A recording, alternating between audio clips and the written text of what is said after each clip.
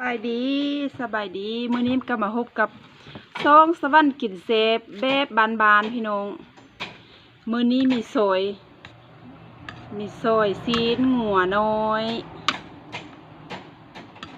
แล้วก็มีข้องกับนี่บ่มีบนตังพี่น้องมีผักมีมะขั่วมีหน่อไม้ผักกระจงม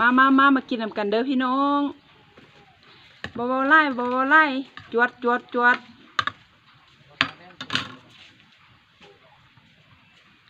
ข้าวเหนียวกินกับข้าวเหนียว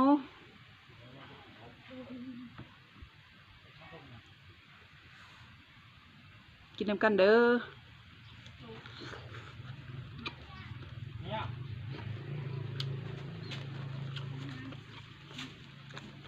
บัวละค่ะเนี่ยบอกไปยัง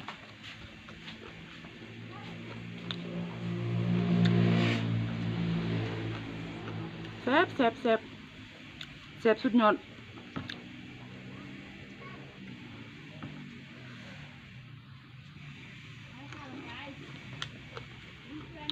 นี่ลูกโดด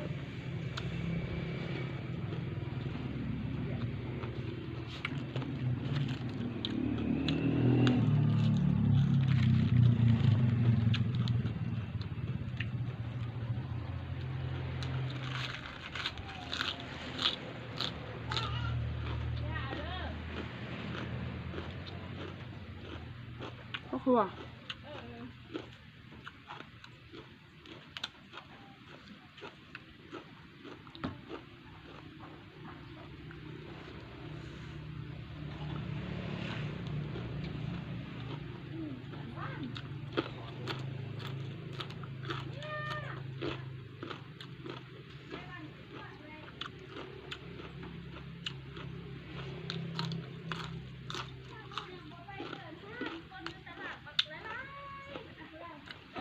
คมๆแซ่บ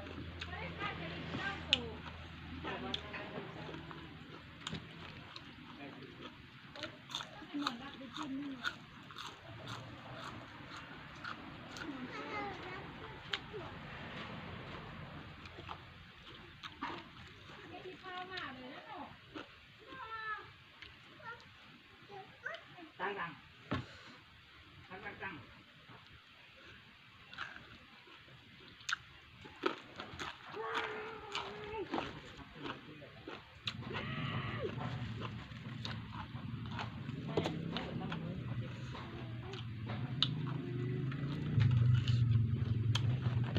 เก็บทิ้งแน่มึงอ่ะด่วนพ่อก่อนเนี่ยจะเก็บตัวของที่คนเอ้เอาลงไปนะ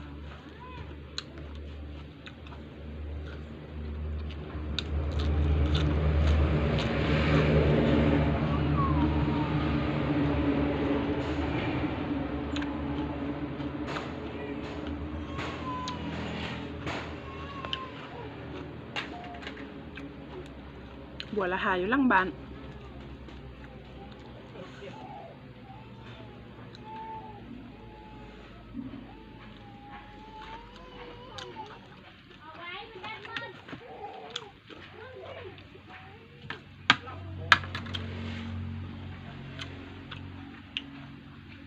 ลูกโดดหรือว่าลูกระเบิด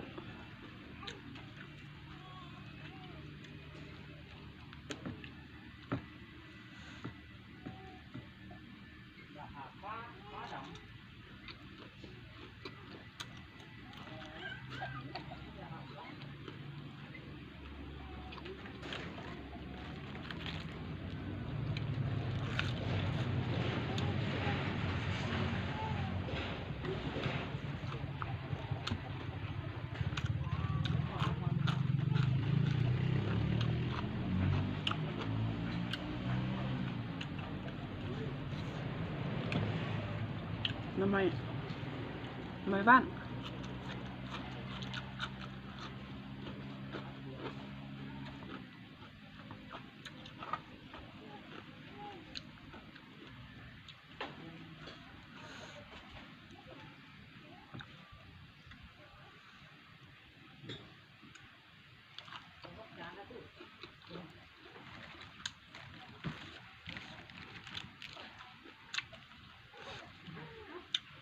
กันตรง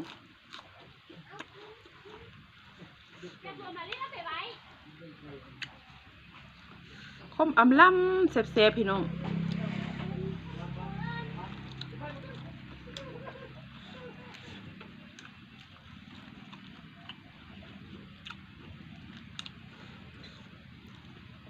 กินน้ำกันเด้อกินกันเด้อ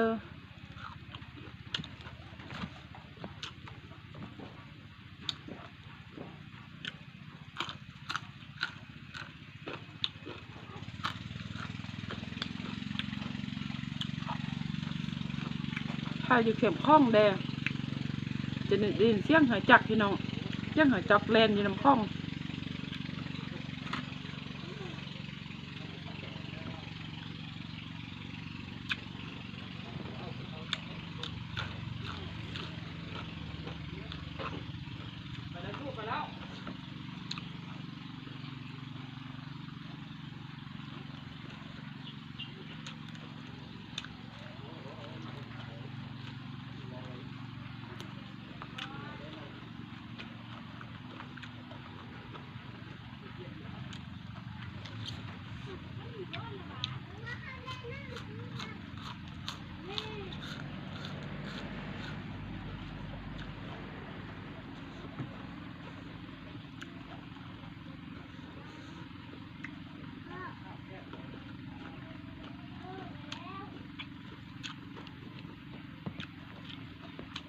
เติมระเบิดเข้าไป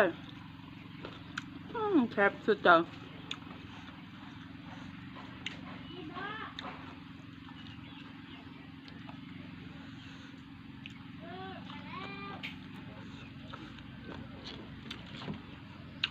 ฝักไปตุ้ยมากกว่า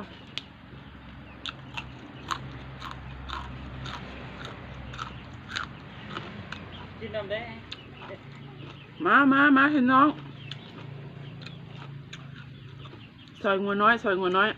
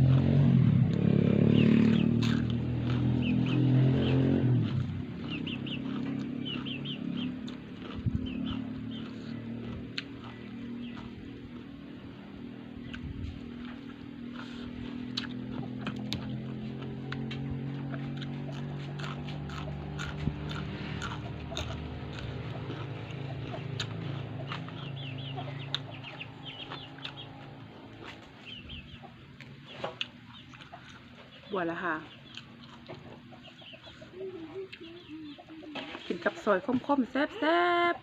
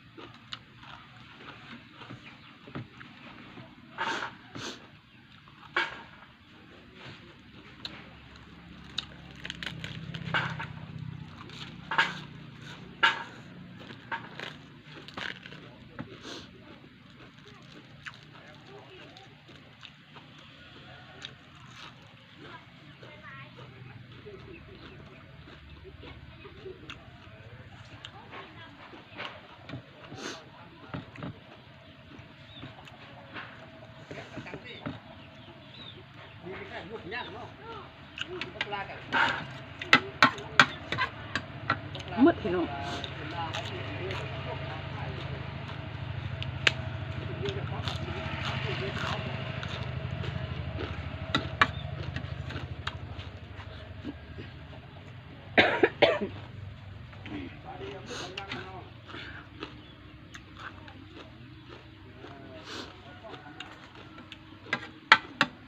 เซฟไล่เซฟไล่ จะสำลัก พอเราให้น้องคลิปนี้ก็มืดแล้วอิ่มแล้วพอได้อิ่มพอได้มืดมาฮอตนี่ขอลาไปก่อนเด้อพี่น้องเจอกันในคลิปหน้าขันมักก็กดไลค์กดแชร์ให้สวัสดีเด้อพอมีกำลังใจเฮ็ดคลิปต่อๆไปเด้อพี่น้องขอบใจหลายๆเป็นแล้วบ๊ายบาย